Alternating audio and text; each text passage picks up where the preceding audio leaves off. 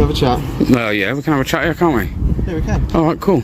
So all I've done today is make some video footage, and I've stuck to everywhere that I'm allowed, apart from apparently Amazon, where I wasn't allowed to step on their site. Who's allowed you permission on the site? No one's allowed me permission. This is all public, bro. Don't treat me like I'm silly. Yeah, I do this a lot. You just said... Again, identify for me as well, please. Before you do. Myself, you do. Okay, what's yours as well, please? Yeah. Okay, cool. Have you told me that your body worn camera's on? No, you haven't. That's part of your policy. You can clearly see that I'm filming, bro. Okay, and you can clearly see that that's... No, I can now. I don't have to notify you. You do.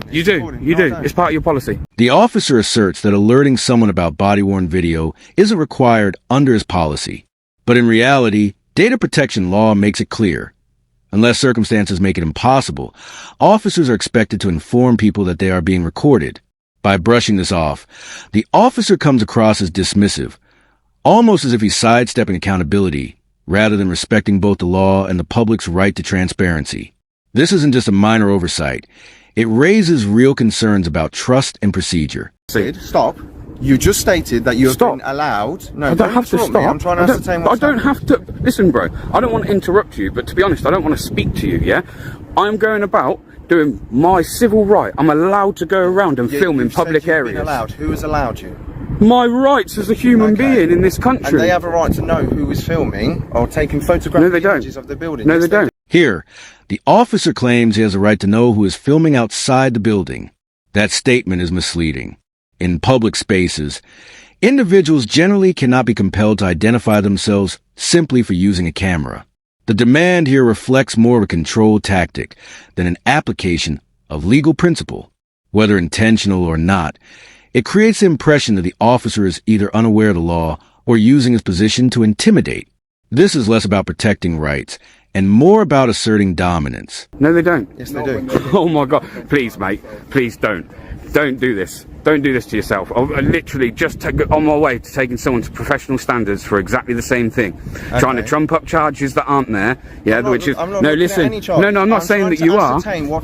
You're trying to tell me, though... You're not telling me what has happened. You're just saying you're doing your civil right. Doing what? Taking images. Filming the building. The building. Amazon, look at this place. It's huge. I know it's huge, but why? What's the reason why? Because I like to. I don't have to tell you that. No, I'm just trying to understand why. But I know, but I'm going to stick to it. I don't have to tell you that. And that's, you can say that being as awkward. How am I supposed to ascertain what's happening? You don't have to ascertain anything until I've committed the broken... I've had an incident that's been called... Have I committed an illegal offence? Well, as far as what we've heard on the call is that there's been swearing and shouting, so I need to know who that's been coming from. Those down there, and the video's got it to prove it. Right, and can you show me that? Yes, I can. Because if you're involved in that and you've been shouting and swearing, that is an offence. That is something I need to ascertain what is happening. Of course. Hey, you know this camera? You see this camera? It's an independent witness. Yeah, so that's another reason I can film, because when stuff like this happens, yeah, when people try and say stuff happened that didn't happen, we can now go back to this footage and see, can't we? What we've heard on the call is that there's been lots of shouting and swearing going on. Right, so we need to ascertain what that's in relation to. So if people, that's called public order. That is an offence, yeah? And I'm here to try and ascertain what has happened. You're not being very forthright with me, and I understand why, because I don't have to. Because I don't have to. No, but I have to ascertain what's happened. Yeah, but I don't have to still tell you, bro. This is what I'm like, until I commit an offence. Okay. Yeah? And you're saying a public order offence, yeah? An offence has been committed. Where is the person that feels harassed, alarmed and distressed? Where are they?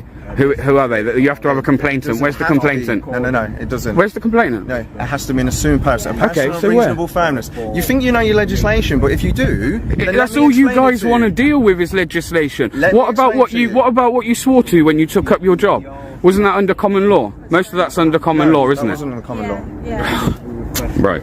My granddad, was a very well-respected inspector in the police force, yeah? I don't care. You guys still just swear by it. Of legislation. I know that... swear by common law. There are other pieces of legislation that we swear by. Okay. I'm still trying to ascertain what has happened. Now, what I'm saying... And I've told you, what's happened is I've done some filming and they haven't liked it. And I'm telling you, we are aware that a public order incident has taken place. No, how are you then? So who was it by? So I don't know that. I'm trying to ascertain that from yourself.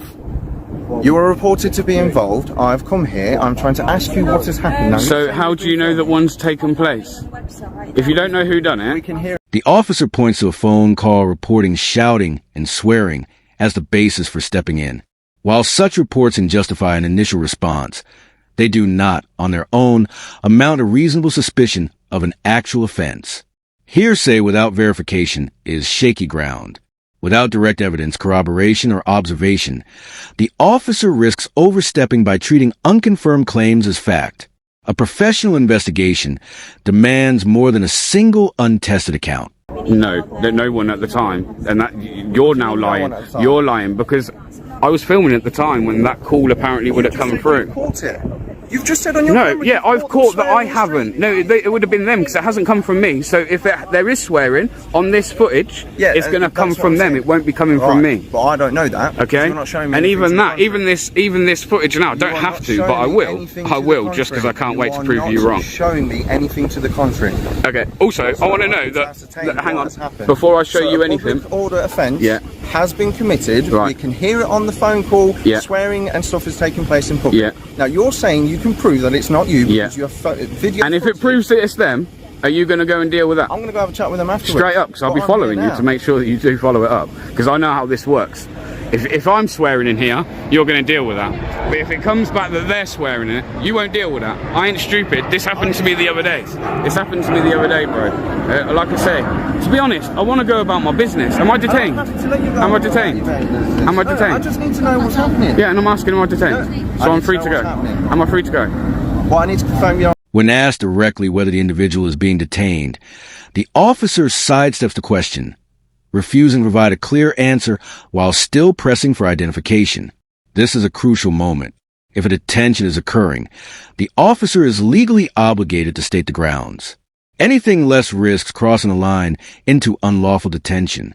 That hesitation not only undermines credibility, but also puts the officer at odds with the very principles of lawful policing. You don't need to confirm my identity. I don't have to give it you. Till an offence has been committed, I do not have to give it you. Has been committed. No, it hasn't.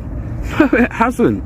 You turning up and saying an offence has been committed doesn't mean one's been committed. No, it hasn't. Been committed, and you've just confirmed it by saying you've got footage of it on your phone. Oh, wow. You've literally just confirmed by saying I've got footage of that offence happening, a public order offence. Okay. Haven't you? You've just said that. Okay. I said so actually. Now you deny, No. Said that. What I actually meant in that. What I meant in that is the footage here will show that I didn't at any point swear. The guy started going crazy at me, and I did actually say to him, bro, what you're doing now is a public order offence. So potentially, that's what I said to him. So you probably heard me say that on the call. I also need your details if you are the victim of the public order offence. But I don't. Public order offence. You think I'm going to have somebody in trouble for a public order offence? Come on, mate. Can I just ask, know the details of security guard that came down from Amazon? And did you manage to get his name or anything? No, only his identity. Yeah. The issue becomes when you trespass. Obviously, that's a civil issue. Of course. And even more so if you're trying to get into buildings. Of course. So we just want to make sure that's not going to. That's not going to happen. And we spoke to this chap here. Yeah, fantastic, Nathan, innit? Nathan here. Yeah. Hey, promotion for you, buddy. I will. I'll email him and say. I'll email him and say. As long as you're, in agreement that we're not going to be going on anyone else's land. No. But I haven't. Like I say, this guy seems to think he's gonna. I don't know. You're not having my details. You're not having them. You might be able to take my mates. To go over there and speak to them and take. Don't. I've just told you I don't want you to. Right, fine. Well, on your way then. At one point, the officer remarks, "On your way, then." Yet the individual is fully entitled to remain in a public area unless a specific and lawful order, such as a dispersal notice or formal arrest, is issued. The instruction carries no clear legal basis and instead feels rooted in personal authority. Commands like this blur the boundary between lawful direction and misuse of power, which only fuels mistrust in policing practices. If I'm free to go, I'm free to stay. So I won't be going nowhere, sir. So stop, trying to talk down to me. Stand here pointing that in my face. Well, then disappear. You're the one that's approached me today, not the other way round. I don't have to. I don't have to. It's a public place, and it's up to you to make privacy in a public place. So if you'd like to make privacy, then I suggest you maybe get in your two shiny cars with flashy lights, right, and have a conversation. Taken together, this exchange shows a member of the public exercising their lawful right to film in public, an officer who repeatedly leans on assumptions instead of clear legal grounds. Rather than calmly explaining the law, the officer allowed ego and authority to drive the interaction. Policing should never be about managing feelings or enforcing personal preference. It should be about upholding the law with fairness and clarity. Moments like this are a reminder of why accountability and respect for civil rights remain so important.